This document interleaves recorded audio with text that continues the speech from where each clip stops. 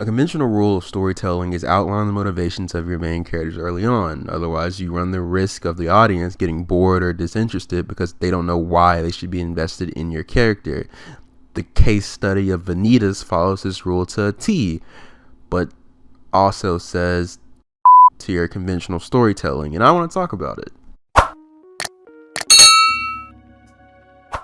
So at first reading the summary for the series, I'm not going to lie, I thought it was going to be an anime about vampires who gangbang, not in the literal sense and not in that not in the sexual way either. Oh man, I don't know how I didn't catch that in the script. So just listen to this though, listen to this. There was once a vampire born under the blue moon, which was seen as an omen to other vampires who were traditionally born under the crimson moon. This vampire was then ostracized and vowed to take vengeance on all red-eyed vampires because of how he was treated. Now keep it a buck, that don't sound like it's going to be some vampire straight out of LA repping some sets. I mean, come on now fam, I'm just saying, got a little blue, got a little red, I don't know. But if someone out there really does want to make like a very, very meme heavy gangbang anime, again, not that type of gangbang, that would be hilarious and somebody should definitely get on that. Anyway though, going into episode 1, I was expecting this to be this super serious vampire action drama, and this ain't that.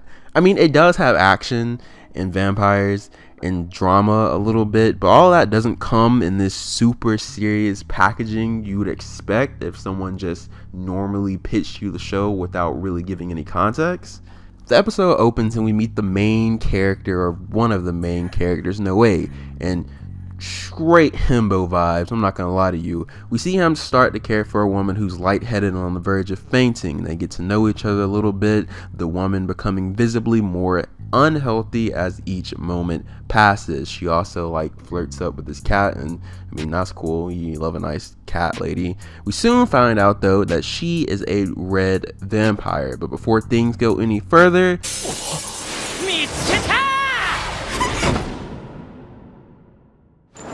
so I only halfway paid attention when I first watched this episode, and I was a little confused and I had to rewatch the first episode again.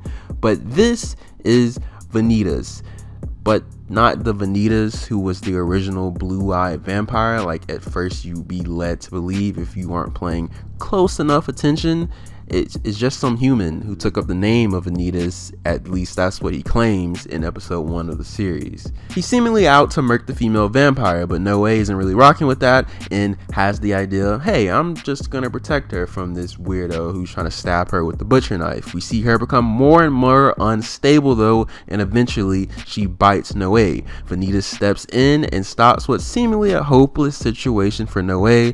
Some vampire mumbo jumbo about surrendering names, nothing you really need to know for this video. And if you really want to know, as I always say in most detailed situations, just go watch the series. And after all that, she's back to normal. The way he achieves this is by using the book of Vanitas, and that's when everything comes full circle and we find out that Noe has ventured out on a journey to find the book of Vanitas, and well, what do you know, this guy has it. We get a flashback of Noe with him studying the story of Vanitas and him being really interested in it, but not interested in it in the sense of I really don't like this guy because he's a bad omen and blue-eyed vampire bad, nada like everyone else seems to be, but in a more timid way, like I wonder who this guy really was. That being said though, when he ventured out, it's safe to say that he probably wasn't expecting well this. We then get one more conversation between Noe and Vanitas at the end of the episode, and Vanitas basically forcing Noe to help achieve his ultimate goal of protecting vampires as a human, or at least that's what he tells Noe on the surface. And then Noe comes in to narrate, going all, haha, that's how I met the Mad Lab Vanitas right before I murked him. And then it gets kind of dark and gloomy, and then the ending plays, and so I guess it's implied that Vanitas has a more sinister plan that will slowly be revealed as the series goes on.